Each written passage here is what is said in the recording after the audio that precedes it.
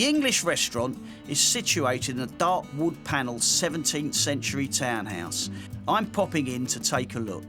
I'm Kay Sinden. I'm co-owner with my husband Peter of the English restaurant. We are the last independent restaurant here in Spitalfields. We've been here for 22 years now, renovated this place top to bottom, and are now running a traditional English restaurant. Quite unusual nowadays in London. It most certainly is, Kay. I can tell you that from my travels. And of course, you've got the fantastic location here. We have. We're right on the edge of Spitalfields Market. We're 5 minutes away from Liverpool Street. What can you tell me about the history of the building?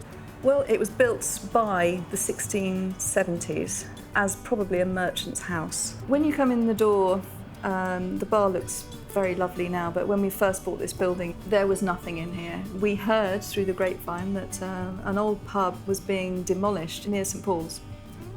Peter went down, asked if he could buy the whole of the inside of the pub. There was lots of material there, the lighting, a lot of the panelling. He said, if you can get me £1,000 by this time, you can have it. So I think he had 2 hours or something to get it.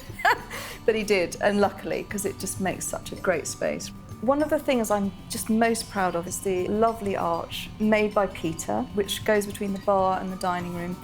And for 24 hours, he steamed these 2 panels, and using a system of about 24 different clamps on a frame, he got those panels to bend to that shape. And then the little rose in the middle was carved by Johan, our French friend, and it just looks as if it belongs there. And then moving into the dining room, the panelling on the walls, designed by Nicholas Hawksmoor, we got from Christchurch. Unfortunately, the church couldn't use it in their renovations. We refitted it, and the booths were also made out of material from the church, pew seats and other bits of panelling from the back. The staircase, which is done in an incredibly traditional way. It's made in situ, it's an open string staircase.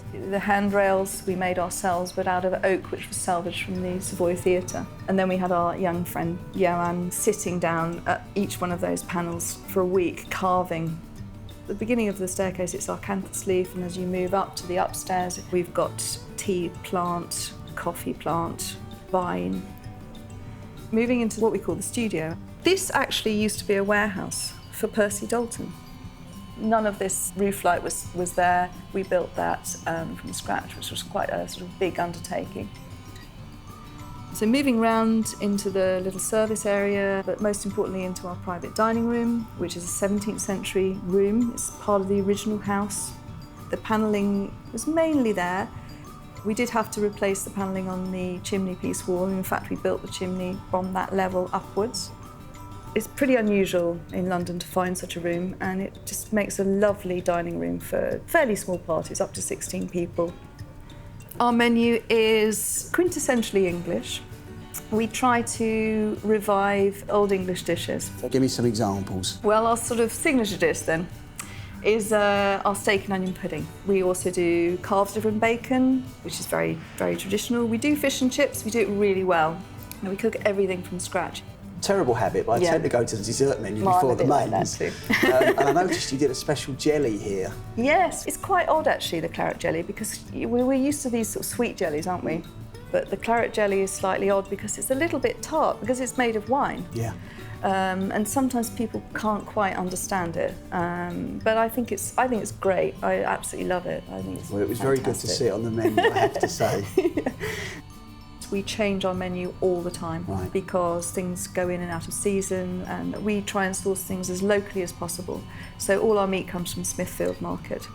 All our fish comes from day boats which fish off the Kent coast. Even our coffee, for example, is from a local supplier who we've had for 16 years since we've been open.